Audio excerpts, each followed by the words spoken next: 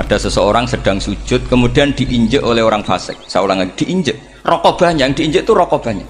Lehernya itu diinjek sama orang fasik. Kemudian si yang sujud tadi bersumpah wallahi la yaghfiru wallahu lak. Demi Allah, Allah tidak akan mengampuni kamu.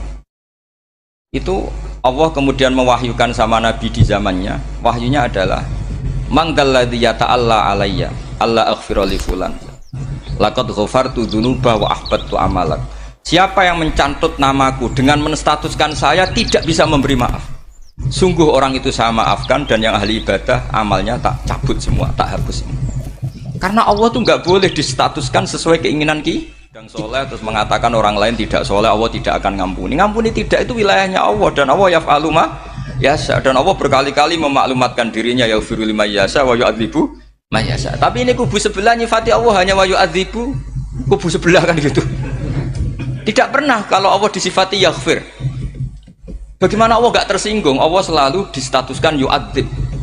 Kira-kira kalau Allah kan gini, saya ini bisa u'adzib, bisa aghfir, kenapa status saya tinggal yu'adzib? Ini ngaji di mana? Khatam enggak gitu kan gitu. Makanya resikonya ahli sunnah itu masyhur tuh Pak Hamid Pasuruan. Tamu macam-macam diterima. Ketika orang benci Golkar itu ada tamu dari Golkar juga diterima. Ketika orang nggak mau diberi hadiah oleh orang Golkar, Pak Hamid ya diterima. Bilang ke bapak, mengaku lomo wae nur, duit enggak ana gunane dhewe. Sing marai rawan hisab itu kan kamu dapat uang nggak jelas kemudian kamu pakai pribadi. Kalau orang-orang soleh kan nggak pernah dipakai, kan aman saja. Loh, dihisab apanya? Wong hanya peralon. Kalau istilahnya Pak Hamid itu peralon. Datang diberikan orang lagi, datang diberikan. Kalau kena kamu kan hisab. Terus kamu nyate makan wareg glegeken, nah itu uangnya nggak jelas dipakai nyate glegeken, ya mesti hisab. Kalau nggak jelas ya disedekahkan. Kalau ingin bebas apa? Hisab. Tapi kalau sering sedekah biasanya nggak bebas dari miskin. Tapi kalau kamu wali kan tetap ya Pak Hamid itu masyhur bisa kok. Tapi kan nggak jadi miskin. Kamu nggak terkenal sakok tapi miskin. Ini nggak wali. Nah kemudian ini yang makalah yang saya siapkan begini. Sekarang Indonesia itu dikepung oleh paham-paham keras. Paham-paham keras itu yang paling hebat tentu ilmu. Dalam banyak cerita, banyak saksinya juga. Pernah, ini masyhur sekali cerita ini. Sya'rawi itu ketemu orang ekstrim yang mau mengebom orang-orang Islam yang sedang main di bar. Dugem lah kira-kira gitu. Karena di dunia Allah kok maksiat tok, ini baiknya mati aja daripada hidup, daripada ngeleng-ngeleng bumi gitu. Terus ditanya sama Sya'rawi, kalau betul mereka jadi mati, aina masiruhum? Lalu mereka mati terus kemana? Dijawab oleh ekstremis tadi, ya ilanar, karena mereka matu fi finil maksiyah, mati ketika maksiat. Terus jawabnya si Sya'rawi, lalu kalau mereka ke neraka itu keinginan Rasulullah apa keinginan kamu? Apakah pernah Rasulullah itu berkeinginan umatnya mati masuk neraka? Ya enggak. Ya sudah, kalau itu tidak keinginan Rasulullah jangan lakukan. Itu kan satu ilmiah yang luar biasa. Rasulullah tidak pernah ingin umatnya mati dalam keadaan siap masuk neraka. Makanya tidak usah mati pas itu ya. Bener MC tadi, kalau mati milih tanggal dan milih tempat. Ya itu diantara pujian-pujian yang masyhur tuh, yang puji Rasulullah itu khuliqta mubarra'un min kulli aibin faka'an nama khuliqta kama tasya. Jadi itu sebenarnya makalahnya sahabat, tapi yang untung Mustafa Atif karena dapat uang banyak dari nyanyi. Jadi itu sebenarnya makalah normal dari pujian seorang sahabat, tapi yang untung Mustafa Atif. Mungkin yang untung juga pengundangnya karena ternyata abadi ya. Nah cerita Imam Sya'rawi tadi, Sya'rawi Sya'rawi Mutawali Sya'rawi ya, mufassir itu. Saya punya kitabnya itu 27 jilid. Saya sebagai peneliti itu ya enggak, karena saya butuh adit ya, butuh penguat itu. Dan penguat itu pula yang saya bawa ke sini. Ya ini saya baca terjemahnya dulu, nanti saya baca Arabnya supaya dapat barokahnya Rasulullah SAW sebagai Jami'ul Kalim. Nabi pernah didatangi seorang bedui. Bedui itu Arabi, orang kampung. Minta sama Nabi, karena Nabi itu udah orang kaya, tentu kira-kira saya bayangkan ya dikasih 50.000 atau 10.000. Si Arabi ini tidak terima, dan tidak terima ngomong di depan umum. Ketika Rasulullah tanya, apa saya sudah baik sama kamu? Kata si Arabi tadi tidak. Karena kamu kikir hanya ngasih saya segini. Sahabat hampir marah saja karena Nabi tersinggung gitu. Tapi Nabi lalu mengajak orang itu ke dalam rumah. Kira-kira kalau Indonesia mungkin ditambah. Kemudian, apa ini cukup? Ya cukup. Kamu sudah puas? Ya puas. Fajazakallahu min ahlin wa asyiratin. Dipuji-puji Nabi. Kemudian kata Rasulullah, ayo kita keluar. Keluar nemuin khalayak begini. Khalayak rame tadi. Kamu tadi mengkritik saya, menghujat saya, maka kamu sekarang harus memuji saya di depan umum supaya clear. Akhirnya mau dia, oke kita mau. Akhirnya muji-muji bahwa Muhammad itu orang baik, dermawan gini. Setelah itu dia pulang. Hebatnya Rasulullah ketika pulang kata Nabi begini, sabda Nabi begini, kalau saja dia pas benci saya itu kok mati. Saya ulang lagi, kalau saja dia pas komentari saya buruk tadi kok mati, maka dia mati sebagai min ahlin nar karena berstatus pencaci maki Nabi. Akhirnya dia muji Nabi itu lewat disuap, lewat dikasih uang lagi. Loh itu sudah sah. Jadi saking baiknya Allah, Islam suapan itu juga sah. Itu kan muji Nabi itu karena disuap. Makanya ini penting. Sehingga dalam khazanah Islam itu memang agak aneh-aneh. Jadi di antara ceritanya dalam hukum-hukum Islam itu ada orang fasiknya minta ampun, tapi minta karena iman sama hadis bahwa nanti kalau ada orang mati disaksikan orang dua, apalagi kalau empat min ahlil jannah, maka dia min ahlil jannah. Itu dia fasiknya minta ampun, nyewa orang. Nanti kalau saya mati bilang saya orang baik. Betul. Setelah dia mati bayar. Ini baik. Satu kampung nggak ada yang percaya ini saksi bohong. Tapi sama Allah diampuni karena kesaksian suapan ini. Lalu berarti jenengan ngalalo suap ya enggak, saya ada ngalalo suap, ngalalo sodako. Karena sekarang kalau ada caleg bayar katanya sodako. Ya sodako terpaksa. Ini penting saya utarakan karena apa? Allah itu menilai itu tidak sama dengan pikiran kita. Makanya kubu sebelah ini terlalu ekstrim, memaksa Allah berpikiran kayak dia.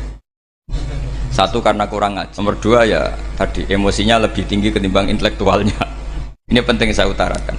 Ternyata orang yang nyuap tadi apa nilainya plus, yaitu dia iman sama dawai Rasulullah Shallallahu Alaihi Wasallam. Kalau yang namanya saksi itu penting, cuma dia mendapat cara itu lewat suap. Tapi kan iman kalau dawai Nabi itu benar, kalau ada saksinya pasti min ahlil jannah. Terus dia nyari saksi harus dibayar. Sekarang sama iya 1 juta. Sekarang saya tanya di KPPS atau di mana-mana saksi pemilu itu dibayar enggak? Dibayar sah apa enggak? Sah. Jadi kadang kebenaran itu harus dibayar. Ini penting saya utarakan karena ada orang perempuan cantik dirayu, digaji supaya dibayar jadi maksiat. Lalu mungkin ada ustadz gaji dia, bayar dia supaya mondok. Nggak tahu terusannya apa, terus diwayah apa enggak tahu saya. Pertanyaannya, ketika kamu bayar kemudian jadi santri, itu kamu dosa nyuap apa dosa sodako membiayai proses kebenaran? Sodako. Tapi kalau yang bayar untuk jadi pegawai klub maka membiayai kemaksiatan. Maka pembiayaan ini penting secara fikih. Arahnya kemana? Ke hak apa ke batil? Jika di Fathul Mu'in diterangkan, misalnya ada orang layak jadi pemimpin, dan kemudian rivalnya itu orang yang menyesatkan atau calon perusak bangsa, ya maka calon pemimpin yang soleh itu wajib berkompetisi meskipun bibadlil mal, karena kalau yang memimpin orang fasik kampung ini rusak. Kalau yang memimpin orang soleh kalau nggak bayar juga nggak jadi, maka wajib bayar. Lah yang soleh bayar ini berstatus sedekah, tapi yang batil ini berstatus suap. Kenapa demikian? Karena yang namanya riswah atau ada yang baca ruswah adalah pembayaran untuk menghak dan membatalkan barang hak. Sementara pembiayaan orang soleh adalah untuk memperkuat hak.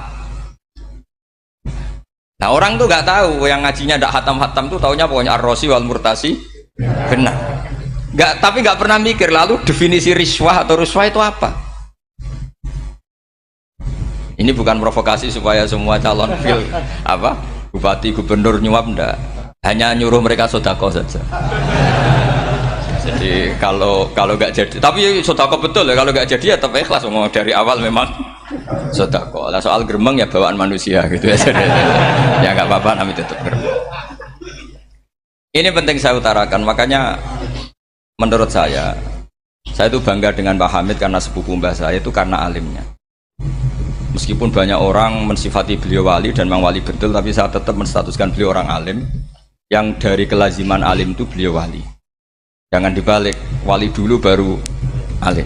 Karena dalam beliau orang Lasem dan kaidah di Lasem itu fakullu alimin waliyullah walaysa kullu waliyillah aliman. Jadi kalau kaidah di daerah Jawa Tengah itu semua orang alim pasti wali, tapi kalau wali tidak mesti alim. Sehingga kalau menstatuskan alim itu keren. Kalau di Jawa Tengah status alim itu keren. Dan soal keramat yang kaitannya dengan Mbah Mun itu masyhur itu dulu ketika Pak Hamid santai-santai sama Pak D. Taifur sama keluarga lah. Beliau mau istirahat, kemudian yang datang Kiai Maimun, Mbah Mun zaman itu masih dipanggil Gus. Topo pur, ada Pak Taifur di situ. Kata Pak D. Taifur, kalau manggil Pak D itu Gus Mun. Dan itu Pak Hamid ngendikan rojulun alimun wali. Ada Pak Taifur, orang lelaki yang alim yang wali. Jadi beliau muji Mbah Mun juga alimun dulu, rojulun alimun wali. Ini penting saya utarakan karena kesanatan keilmuan beliau jelas dari beberapa keluarga di Lasem. Karena di daerah Fakhriyah itu yang tempat lahirnya Pak Hamid juga lahirnya mbah saya. Itu mbah-mbahnya sudah orang alim, termasuk Kiai Sidik Jember itu juga lahirnya di kawasan pondoknya Pak Hamid Fakhriyah. Dan Kiai Sidik punya anak yang namanya Ahmad Sidik yang jadi apa? Rois Am yang sekarang ada Gus Wirjon macam-macam, itu semuanya juga keluarga Lasem. Nah, saya cerita keluarga ini penting bukan karena tafakhur atau tabai, bukan, karena Allah itu membuat satu tradisi besar memang lewat dzurriyyah. Sehingga Allah ngendikan misalnya ulaikal ladzina an'ama Allahu 'alaihim minan nabiyyin min dzurriyyati Adam wa mimman hamalna ma'anu wa min dzurriyyati Ibrahim wa Israila wa mimman hadaina wastabaina. Karena tanpa dzurriyyah itu enggak ada. Misalnya saya menjadi hafal Quran, dulu bapak saya itu tiap zaman Pak Hamid masih sugeng, yang semaan di sini itu pasti bapak saya, namanya Kiai Haji Nur Salim. Kadang diajak baca Quran di kamarnya Kiai Hamid. Karena kalau bapak saya itu mantu ponaan sama Pak Hamid. Itu dulu bapak saya memotivasi saya supaya hafal Quran itu gini, kowe kudu hafal Quran. Nak kowe hafal Quran, iku kepaten obor. Kok anak merapal luwe duwe alasan. Jadi kalau ada Gus tidak alim itu mesti salah bapaknya. Karena kalau bapaknya bisa baca Wahab, anaknya mau baca primbon tuh malu. Tapi kalau bapaknya sudah bacanya WA, anaknya jadi primbon. Era cucu sudah dukun. Era cucu sudah kayak Dimas Kanjeng, nanti itu pasti. Karena nggak ada rasa malunya. Tapi kalau bapaknya alim, baca Wahab misalnya, juga qanaah, anaknya juga itu figurnya. Cucunya juga gitu figurnya. Makanya disebut dzurriyyatam ba'duha min ba'd. Ini penting. Dulu Mbah Mun itu sering ngijazahi saya, itu persis ijazahnya bapak, ijazahnya Pak Hamid. Kalau punya amplop itu ya dibeda-bedakan, ini amplop dari tamu, ini dari pejabat, ini dari orang fakir. Jika penggunaannya juga sesuai itu, tidak serampangan. Karena dianggap amanat kalau kita hisab. Kalau sekarang nggak salah dikumpulkan. Orang desa salam template wadol pitik kuru, wedhus kuru. Ambek guse tuku HP seri terbaru itu kan kasihan ya. Padahal sing salam template itu ibunya kerja di Malaysia. Mungkin gelantungan ngecat tembok di Malaysia. Hasil salam template digugus tuku HP terbaru itu kan nggak imbang. Nah juga tuku tasbih kan sumbut. Ini bukan nyindir tapi ngamuk. Jadi ini penting karena semuanya itu ada hisabnya. Walatus alunna yauma idzin anin naim. Karena tradisi ini harus kita teruskan ala qadril istitha'ah. Karena itu nanti yang mengawal. Jadi ini penting. Jadi mbok ya orang-orang yang ekstrim tuh mikir keinginan Rasulullah SAW itu umatnya meninggal dalam keadaan baik. Makanya benar tadi, notulen tadi, kalau doa, kalau ingin mandi itu memang harus ada jadabnya. Tapi yang asli loh ya, jangan gaya-gayanan. Ya asli betul, yang nggak khilaf memang asli. Itu ada seorang wali doa di depan Nabi itu begini, ya Allah saya harus jadi orang soleh. Allah diharuskan itu kan nggak sopan ya. Ya Allah saya ini harus jadi orang soleh. Kenapa? Sekali saya soleh maka surroh habibu, yang seneng kekasihmu. Sekali saya fasik maka yang seneng musuhmu, yaitu iblis. Tinggal jenengan mau menyenangkan musuhmu. Akhirnya dapat aku ya sudah soleh aja soleh ini kok doa kok neror orang ini kira-kira gitu. Jadi ya Allah saya harus jadi orang soleh. Kalau saya jadi orang soleh surah habibuk yang seneng kekasihmu. Kalau saya jadi orang fasik yang seneng musuhmu. Sedangkan tinggal milih saja menyenangkan kekasihmu apa menyenangkan musuhmu. Kira-kira Allah seneng mana? Seneng menyenangkan. Wah itu doa paling mustajab. Tapi syaratnya harus anti bikolbin dan dari ijazah nggak mandi, itu ijazah nggak mandi. Maka ini tidak saya ijazahkan. Nanti kalau kamu ngalami isak sendiri, ngalami wujdi sendiri, terus ngalami itu, insya Allah makbul. Ini mau gaya-gaya nan copy paste nggak diterima itu. Jadi wali-wali dulu itu kalau berdoa itu sederhana, tapi dari hati yang paling dalam. Makanya Nabi Musa itu terkenal. Orang paling seenaknya sendiri dan Nabi Musa hubungannya dengan Allah. Tapi sama Allah dimaafkan karena orisinil, tidak bikin-bikin. Rasulullah juga itu, kalau sudah marah itu doanya gitu. Cuma celakanya ditiru Nira Warisman dulu itu. Nabi itu ketika perang Badar itu jelas kalah, nggak mungkin menang, sudah jelas kalah. Nabi hanya 313 orang kafir, 1000 dengan perlengkapan apa? Sudah lengkap semua. Setelah perang dilihat itu jelas kalah. Seri awal yang memang kalah betul. Doanya Nabi apa? Allahumma intuhlik hadil isobah lam tu'bad badal ya. Ampun Gusti, silahkan bikin kalah, tapi ra ono sing roh najenan pangeran. Mohon lahiran jenazah di pangeran, serano sing roh. Enggak ada ibadah. Intuhlik hadil isobah lam tu'bad badal ya. Kalau engkau menghancurkan kelompok saya ini, jenengan sebagai Tuhan tidak ada yang nyembah lagi. Karena yang nyembah tinggal kelompok kita. Tapi yang ngendikan Nabi, kalau kamu niru tidak bisa. Gak bisa kamu doa, ya Allah saya ini santri salafiyah, kalau saya bodoh menjadi presiden buruk terhadap alumni salafiyah. Gak apa-apa sekali-kali doa gitu. Tapi kata Allah lainnya masih banyak.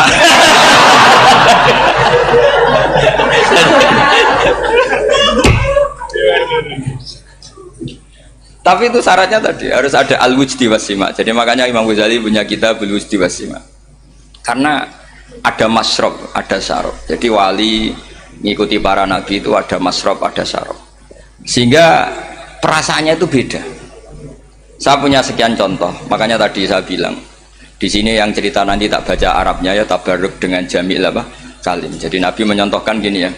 Hubungannya Nabi dengan umatnya itu kata Rasulullah ibarat orang punya unta atau sapi yang susah itu. Yang sarodat itu berat. Kalau bahasa sini apa begitu? Yang larat ya Pak? Melayu. Terus orang-orang lain ingin membantu, kubu sebelah ingin bantu, tapi ketika mereka ingin bantu malah unta ini tambah lari karena asing. Semua selain pemiliknya ini kan bagi unta itu asing. Jadi mau dibantu ditangkap tambah lari karena ini orang asing semua. Ngajinya agak jelas, asalnya agak jelas, tapi mau ikut ngurumat Islam ini asing semua. Akhirnya kata Nabi yang punya unta itu tadi datang, kemudian ngambil rumput, terus unta itu dipanggil, kemudian unta itu ngikuti. Kata Nabi, ibarat saya seperti itu. Kalau saya yang memimpin Islam, saya yang merawat umat saya, maka umat akan mudallalah, akan nurut. Tapi kalau yang rumat kalian, malah Islam menjadi kacau. Kenapa menjadi kacau? Karena tadi nyifati Allah saja salah. Orang Islam baik dihukumi kafir hanya karena tahlilan, hanya karena manakiban dihukumi kafir. Sekarang inginnya Nabi orang menjadi muslim apa kafir? Inginnya Nabi orang menjadi muslim apa kafir? Muslim. Lalu gara-gara melakukan perilaku tertentu dihukumi kafir. Iya, ziarah wali songo musyrik, nyekel patok musyrik. Katanya minta sama mayit. Padahal saya andekan jadi mayit itu diziarahi sampean nggak seneng. Nggak senengnya karena ya kadang murid itu jari gurunya ya kurang ajar. Masa gurunya dibilang gini, ya Allah, ingkana muhsinan fazid fi ihsani, wa ingkana musian fatajawas anhu. Kata gurunya, soleh tenan darani ingkana. Makanya saya tidak suka zaman ziarah ke saya. Kecuali doanya ditasyakan dulu ke saya. Makanya nggak boleh ziarah itu pada Nabi, bisa murtad kan? Coba itu baca di depan Nabi, murtad gak? Ya Allah kali ini baik maka gini, kalau buruk masa Nabi baiknya ingkana. Lah orang-orang yang menyerang kita kan itu gak ada zaman sahabat doa seperti itu. Ya mesti gak ada, mana mungkin sahabat baca itu di depan Nabi. Masa Nabi didoain ya Allah kalau dia baik maka fazid, maka kalau dia buruk ya gak mungkin. Lah mereka nyerang kita itu gak ada dalam sejarah sahabat. Ya sahabat kok nahlili Nabi itu gak nabi. mau didoain maghfir lahu. Kan ngenyek Kanjeng Nabi jadi maghfir lahu. Ya mesti saja sahabat gak akan tahlilan ya. Yang kabudut itu Rasulullah, bahkan diistilahkan kabudut saja salah. Intaqala ila rafiqil ala. Nah kalau sampai harus ditahlili, kalau enggak yang rokok betul. Amalnya pas-pasan, dosanya berkelanjutan. Kondak gimana? Punya tanah warisan yang hasil ngerebut milik orang lain, dipakai anak cucumu, ini berkelanjutan enggak dosanya? Berkelanjutan, berseri-seri. Mereka kalau nyerang kita kan sahabat tidak melakukan itu untuk Nabi, ya nggak mungkin lah sahabat mendoakan itu pada Nabi, kan nggak mungkin. Coba kalau kamu jadi mayit, terus kamu gurunya, terus ada murid kamu bilang Allahumma in kana musinat fazid fi isani wa in kana musian fatajawaz anhu. Mesti kalau kamu bisa bangun. Ya Allah cong meyakini saya soleh itu masih ingkana. Kalau guru saya soleh maka, kalau guru saya buruk maka, itu kan taklek namanya Pak. Itu kan kurang ajar. Saya tidak pernah doa gitu di depan Muhammad Rasulullah, tidak pernah. Saya kalau doakan bangun ya tidak pernah gitu. Allahumma ali darajati fil jannah gitu. Saya nggak pernah, ingkana nggak pernah. Karena andekan itu saya juga sama kok. Cuma kalau ada orang doa di bangun gitu ya karena orang lain ya tak biarin. Tapi saya tidak bilang amin, ya biarin aja sudah. Tapi kalau santri sarang nggak usah lah doa ya apa? Ingkana kok. Masa meyakini solehnya gurunya kok nunggu apa? Ingkana. Ini bukan ijazah, ini marah ini. Jadi pelurusan ini. Saya ulang lagi, ngaji itu harus khatam. Pentingnya khatam tadi, kalau di bab tafriq bainal haqqi wa bainal batin, akan kubu sebelah ini benar karena tegas. Tapi kitab itu tidak hanya bab itu, juga ada bab tawadhu. Di bab tawadhu itu, misalnya kita melihat orang kafir, ini wajar maksiat kan dia kafir. Masa saya mukmin maksiat? Dan ini kafir bisa saja nanti husnul khotimah, saya muslim bisa saja su'ul khotimah. Jika tetap tawadhu, melihat yang lebih sepuh ini aksaru ibadatan minni, melihat yang kecil asghar berarti aqallu maksiatan minni, sehingga melihatnya itu tawadhu. Jadi kalau di bab tawadhu semuanya orang itu mungkin. Nah di sini Rasulullah SAW mengajarkan, ketika malaikat Jabal bilang Muhammad, orang yang mendustakan kamu saya tungkepi gunung biar mati semua. Kata Rasulullah, saya berharap keluar dari tubuh mereka min aslabihim, dari keturunan mereka orang-orang sing mukmin. Sudah karuan kafir saja Nabi tidak berhenti berharap. Jangan-jangan nanti keturunannya mukmin, dan itu betul. Kita tahu Abu Lahab punya anak Darroh itu mukminah. Abu Jahal punya anak Ikrimah juga mukmin. Dulu Walid bin Mughirah musuh besarnya Rasulullah punya anak Khalid bin Walid. Sekarang orang-orang yang abangan gak hafal Quran, kadang anaknya hafal Quran. Lewat program PTPG, kadang yang hafal Quran malah anaknya tidak hafal. Makanya kalau pas wisuda sampai bingung, gurunya itu sampai nangis. Kenapa nangis? Ini anaknya orang nggak hafal Quran tapi sudah hafal, saya gurunya tidak hafal kata. Lah kenapa bisa jadi hafid? Karena guru sewaan kata.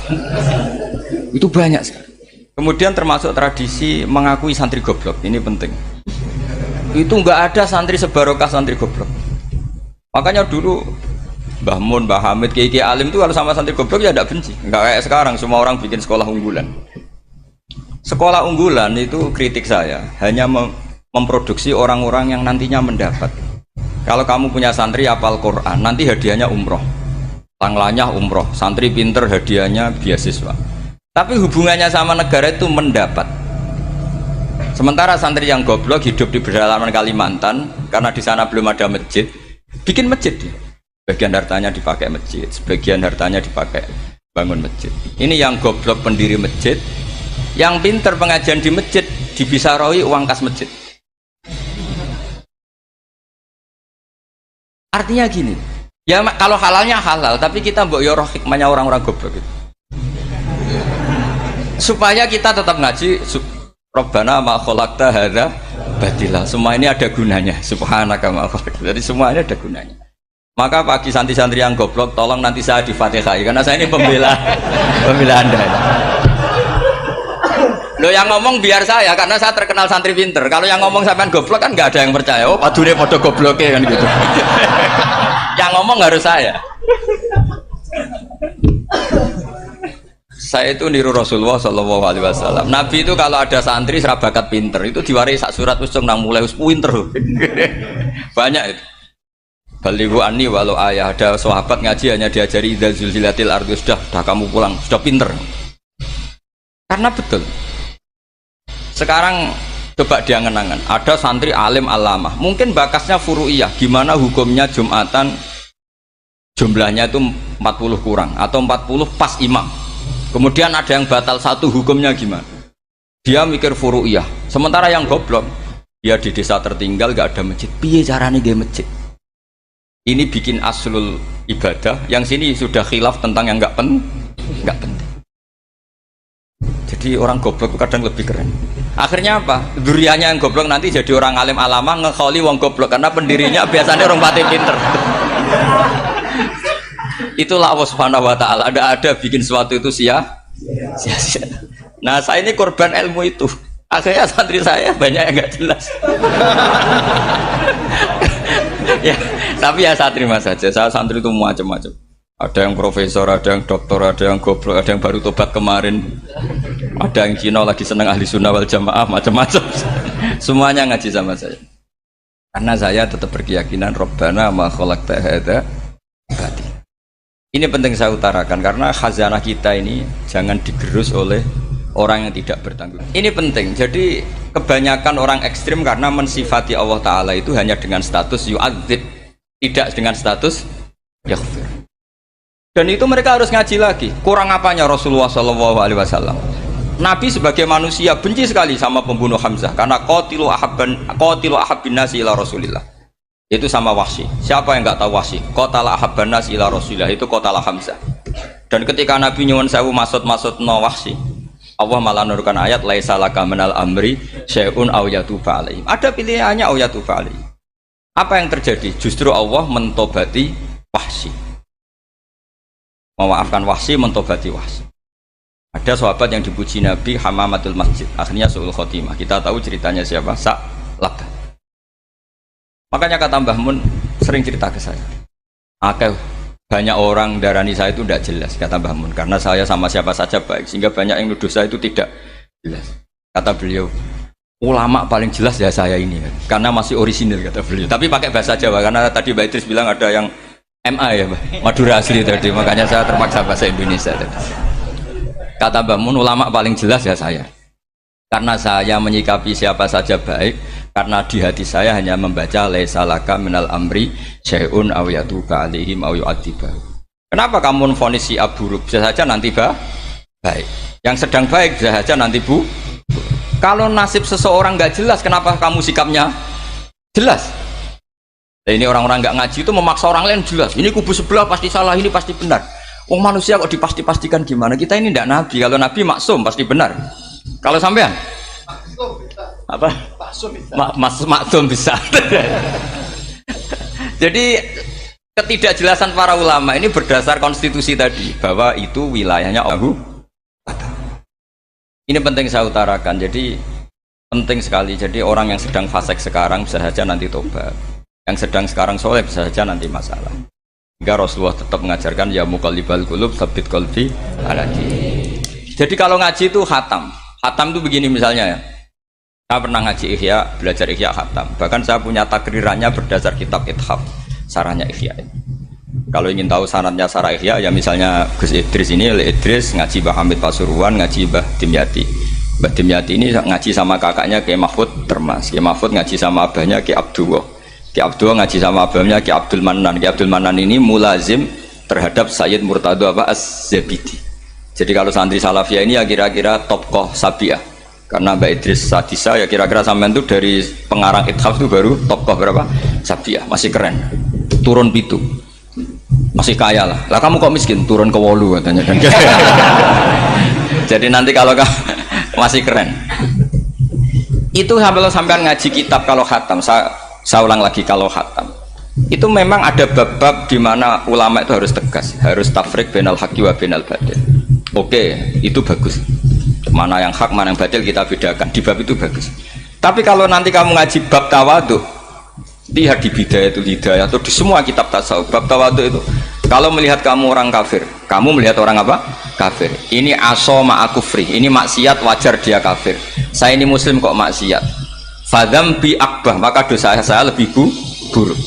Melihat orang tua, mesti ada aksaru ibadatan, ini lebih tua, mesti ibadahnya lebih banyak. Nanti kalau melihat anak kecil, Hada asgharu minni sinnan, pasti maksiatnya banyak saya. Sehingga terus evaluasi gitu, sehingga nggak pernah takabur. Misalnya di sini, saya ini kan gayanya keren, duduk di atas sampean di bawah. Gayanya tok, hakikatnya sampean lebih sombong karena memerintahkan saya. Jadi panitianya itu, makanya saya merasa tawadhu saja meskipun berdiri. Karena hakikat saya ini makmur, diperintah. Panitia ini, penyelenggara ini amir, pemerintah. Kira-kira sombong mana?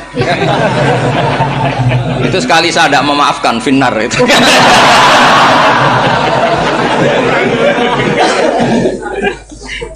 Tapi insya Allah tak maafkan. Iya masih insya Allah. Tapi menghadapi yang sedang kafir saja nggak putus asa. Bisa saja mereka nanti melahirkan anak-anak yang Islam.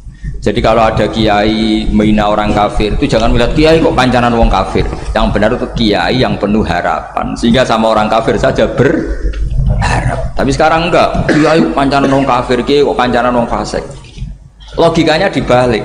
Kiai nelateni wong kafir nak menawa anak turune masuk Islam. Kiai nelateni wong fasik anak menawa dadi soleh. Logikanya harus seperti itu.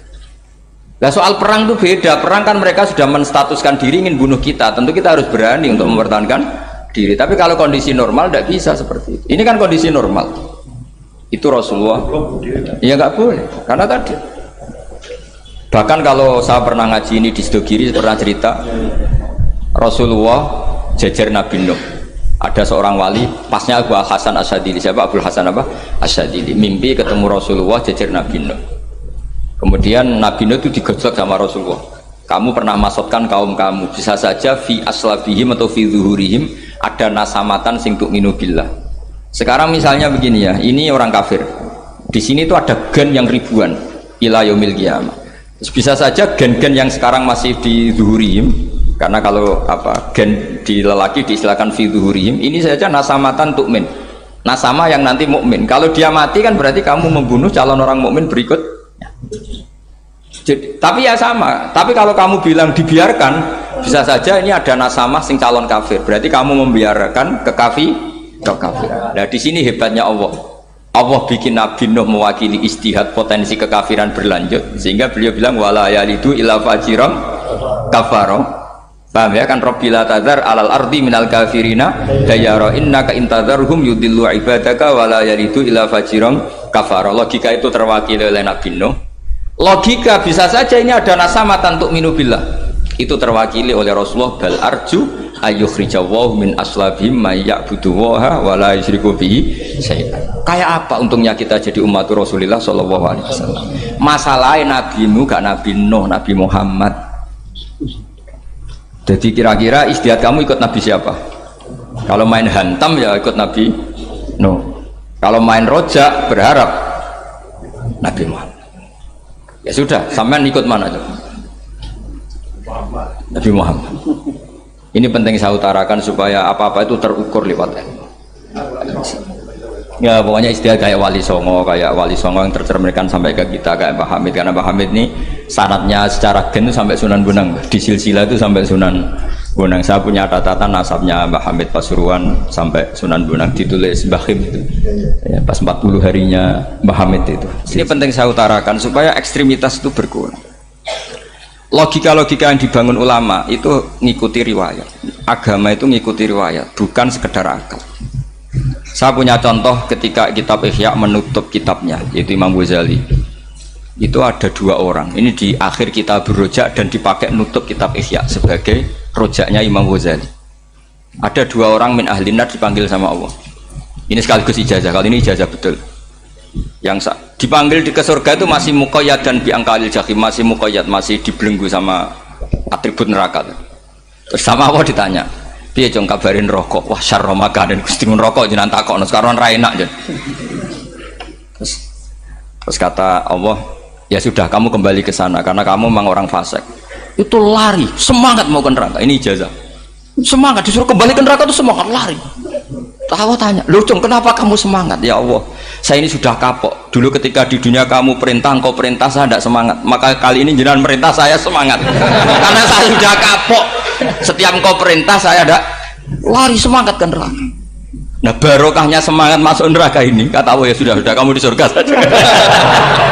Maka ijazah nanti kalau ada pengumuman silahkan masuk neraka, kamu harus lari sekencang-kencang. Karena itu perintah Allah apa? Yang ketika kita di dunia kalau diperintah males-malesan. Kalau kamu diperintah sholat subuh jamaah kan males-malesan. Dan itu menjadi kita masuk neraka. Sebagai kafarah itu ya Allah, karena ini perintah engkau, saya tidak males-malesan lagi. Wis membalikin rokok, lari semangat. Allah akhirnya haru, dimaafkan. Panggil lagi, sudah di surga saja. Barokahnya semangat masuk neraka. Nah, ini ijazah ini. Ya diterima ya. Kok enggak semangat terima ya. Yang kedua enggak. Sudah kamu kembali ke neraka, pelengahan gitu. Enggak semangat. Allah dilihat terus enggak semangat. Kenapa kamu toleh-toleh ya Allah? Saya tidak pernah ngira ketika engkau manggil saya ke surga, kemudian engkau kembalikan lagi ke neraka. Ya sudah di surga saja, barokahnya husnudzon. Jadi ini ijazah, kamu milih dua itu, milih yang mana? Artinya apa? Logika kamu itu tidak mesti masuk apa yang dilakukan oleh Allah Subhanahu wa Ta'ala. Itu logika kamu kan tidak masuk, tapi Allah yaf'alu ma yasha. Ini penting saya utarakan. Nah tapi orang-orang ekstrim itu maunya nyifati Allah dengan status yu'adzib, yantakim, Jabbar, Qahar. Sifatnya Allah Ta'ala itu 99. Kenapa apa kamu hanya satu? Jadi tetap saja menghadapi fenomena seperti ini tetap laisa laka minal amri syai'un aw yatuba alaihim aw yu'adzib. Sehingga setahu saya Mbah Mun, Mbah Hamid Pasuruan, guru-guru kita, habaib yang alim-alim itu melihat tamu macam-macam ya dilayani semua. Karena ini ngadepi fenomena sosial yang semuanya tidak jelas. Kalau nggak jelas apa? Ya kita bisanya berharap karena afdolul ibadah itu intidharul farad. Kalau belum Islam sekarang kita harapkan nanti. Kalau bapaknya enggak kita harapkan anaknya. Kalau anaknya belum kita harapkan cucunya. Karena agama ini limangka nayarjuwo hawal yaumal akhir. Agama ini bagi yang terus berpengharapan, bukan bagi yang putus asa. Ini yang penting saya utarakan. Jadi apalagi Allah sudah punya rencana tadi, yang goblok-goblok di pedalaman Dayak bikin masjid, yang pinter-pinter ramen lomba untuk sangu, untuk umroh. Kira-kira memberi sama mendapat pahalanya keren mana? Memberi. Tapi tidak usah jadi goblok. Goblok tidak usah direncanakan, sudah terjadi. Jadi makanya saya bela karena sudah terjadi gitu. Tapi tidak usah direncanakan. Nanti terus wah goblok aja cara Gus Bak gak apa-apa ndak. Sudah kadung ini cuma kita itu iman ya. Jadi karena yang pinter itu yang jumlahnya tidak banyak. Ini kita bully saja. Karena kamu bully pun tetap mulia kan orang pinter ini. Tapi kalau orang goblok gak dibela habis dia. Yang pinter buat dikritik kayak apa kan tetap mulia kan. Lah yang muji sudah banyak saya ngeritik saja lah. Ini tidak akan jatuh. Tapi yang goblok ini kan nggak ada yang bela. Saya sebagai umatnya Rasulullah, pecinta umat Rasulullah tak bela, tenang saja. Ada hikmahnya apa? Hikmahnya orang goblok. Betul loh, saya itu sering ketemu dokter, ketemu profesor tuh nangis. Tak tanya kenapa nangis. Bapak saya itu petani, saya di Jogja sampai jadi dekan, jadi rektor. Tapi saya sekarang rektor, anak saya sekedar SMP naik itu sudah senang. Nggak dengar kabar ketangkep BNN sudah senang. Padahal saya ini ahli metodologi. Ternyata pinter bapak saya.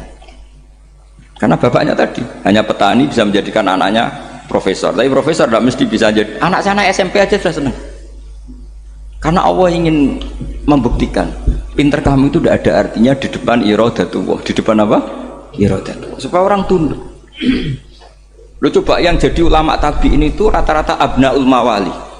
Anaknya budak yang dimerdekakan. Karena Allah seperti itu. Ada yang tokoh yang tadi zuriyatam ba'duha min ba'd, itu harus kita jaga. Saya termasuk orang yang ditakdir punya mbah-mbah alim, itu juga harus dijaga. Yang enggak alim peluangnya masih banyak. Banyak sebanyak-banyaknya. Asal tadi lewat jalur sregep, dan kalau bodoh ngaji saya nanti. Tak ajari robbana ma khalaqta hadza napa? Karena ayatnya gitu, min dzurriyyati Adam wa mimman hamalna ma'anu wa min dzurriyyati Ibrahim wa Israil. Terus terakhir ditutup wa mimman hadaina wajtabaina. Itu umum. Tidak jalur nasab, siapa saja yang hadaina wajtabaina. Saya kira demikian, saya mohon maaf atas semua kesalahan.